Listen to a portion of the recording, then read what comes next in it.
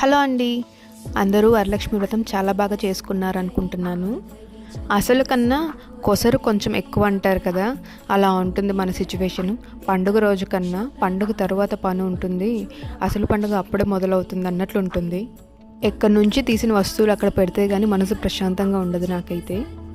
Cleaning start చేసే ముందర కొంచెం బాధ అనిపిస్తుంది. అబ్బా ఇంత నిండుగా ఉంది కదా, తీయాలా అన్నట్టు అనిపిస్తుంది.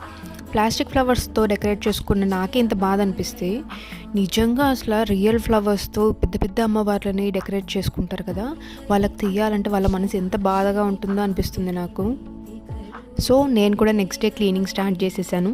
ఫస్ట్ ఎక్కడ వస్తువులు అక్కడ సర్దేసుకున్నాను. మా వాడికి కొంచెం టేబుల్ ఖాళీగా కనిపించిందంటే చాలు, అమ్మ నాకు ఇవ్వు, నేను షోరూమ్ సెట్ చేసుకుంటాను అని అంటాడు. అందుకు ఫస్ట్ ఈ టేబుల్ని ఫస్ట్ ఎలా ఉందో అలా సెట్ చేసేసుకున్నాను.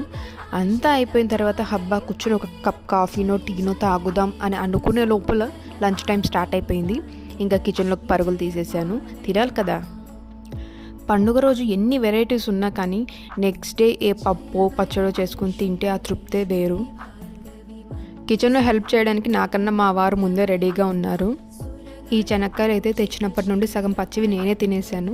మా వారితో మాట్లాడుతూ మళ్ళీ తినడం స్టార్ట్ చేశాను. ఇలా కాదని చెప్పి ఫస్ట్ శనక్కాయని కుక్కర్కి వేసి ఉడకబెట్టేశాను.